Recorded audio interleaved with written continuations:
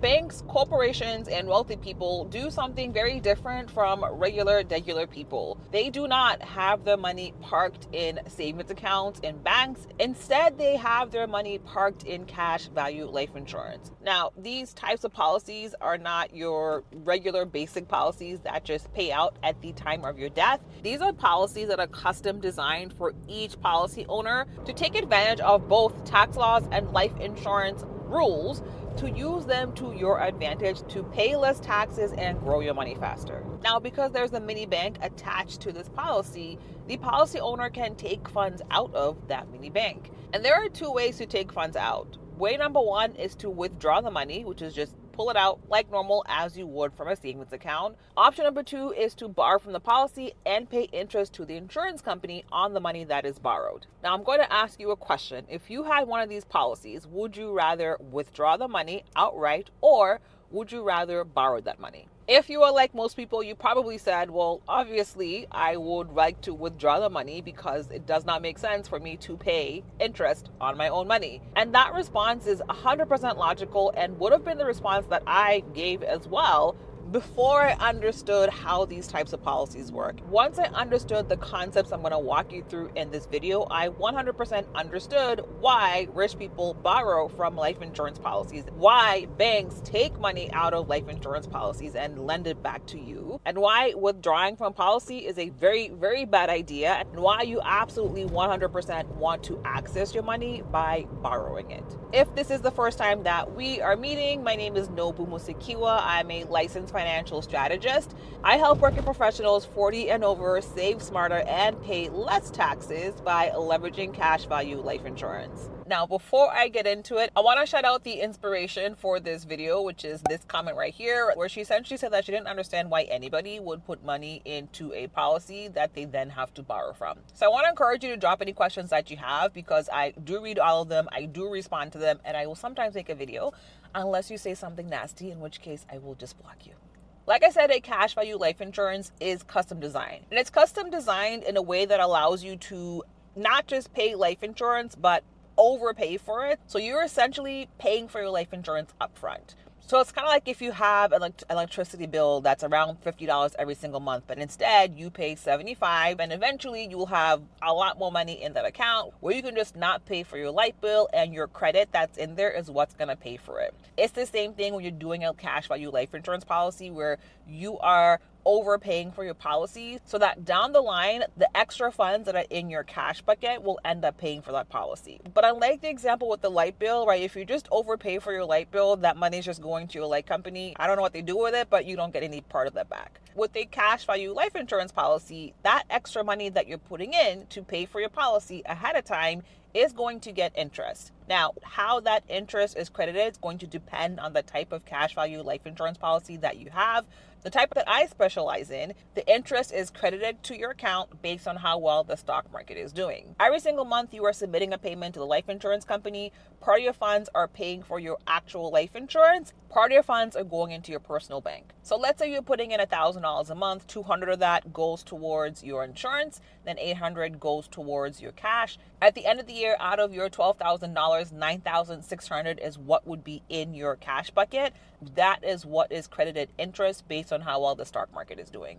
Your money is not in the stock market, it just gets interest based on what the stock market is doing. Now, the difference between putting in the stock market directly and putting it in a cash value life insurance policy is that when the market is doing well, you get to have the interest that is allotted with that, and we're happy. When the market drops, your money in your account is not going to drop. In this type of policy, you cannot have negative returns from the stock market, so the lowest your returns can be is zero. What that means is, like, if we have that 9,600, the market tanks and it halves. If your money were in the stock market directly, you would now have $4,000 as opposed to 9,600. However, if your money is in a cash value life insurance policy, then your money will still be 9,600. Even though the market tanked, because in your contract, you cannot get a negative interest based on stock market performance. So as you continue to own your policy, as you continue to have your cash bucket grow, as you continue to have interest credited to you, your money is going to grow. And you have access to your cash in your cash bucket. And like I said, to access that money, you have two options: withdrawal, which you probably said you were going to do, or borrowing. Choosing to withdraw from your personal bank will lead to a few things. First, if you had 100,000, you take out 50,000. Now you just have $50,000 left in your personal bank. Second, remember we said that when you're putting funds into your personal bank, you're essentially building up funds that'll pay for your policy later. So reducing your cash permanently could potentially cause your policy to fail down the line, where you do not have enough funds to have your policy pay for itself. And thirdly, when you make a withdrawal from a life insurance policy, that money is now subject to taxes. What happens if you borrow that 50,000?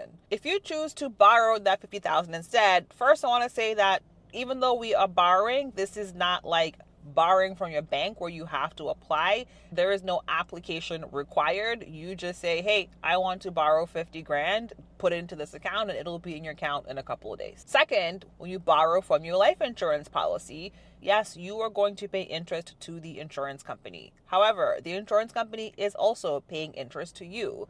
Unlike borrowing from your bank, when you have that $100,000 in your cashFLOW account, you can borrow 50,000 and it'll be in your account in a couple of days. However, because you are borrowing from the life insurance company, you still have your 100,000 in your personal bank, and that $100,000 is still getting the full interest that is based on the stock market growth. So if your index performs at an 8%, you're going to get that full 8% credited into your personal bank. They don't care about your $50,000 loan because that loan is not from you. The loan is from the insurance company. They are essentially using your own money as collateral. So you might be responsible for 5% interest towards the insurance company, but you are also getting 8%. So if you do 8 minus 5, you are still making 3% on that 50K that you borrowed, but making 8% on the rest of the money that's in your account.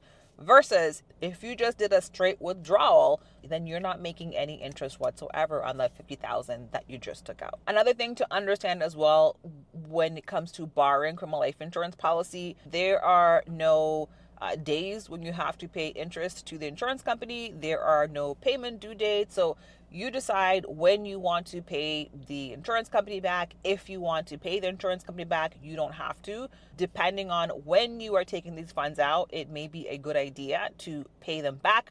If you have plans to borrow money from your policy, it is important for you to be clear with the person who's building out for you of when you want to borrow and how much you want to borrow, so it can be designed to do that without causing your policy to fall apart. In addition to you being able to borrow the insurance company's money while your money is still making money in your policy, because you are not taking your own money out of your insurance policy, the money that you borrow is not going to be taxed because your money is still in your insurance policy. Right? So with tax laws, if you have money that is growing and that money stays in an insurance policy, you do not have to pay taxes on that.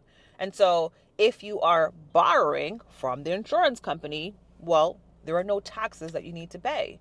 Unlike if you're withdrawing money from your insurance policy, you absolutely do have to pay taxes on that. So now I'm going to ask you again, would you rather withdraw your money or would you rather borrow it? Drop your pick in the comments. And if you're over 40 and thinking about getting a cashFLOW life insurance, go ahead and watch this video right here for several mistakes that you do not want to make, especially if you are over 40. I'll see you there.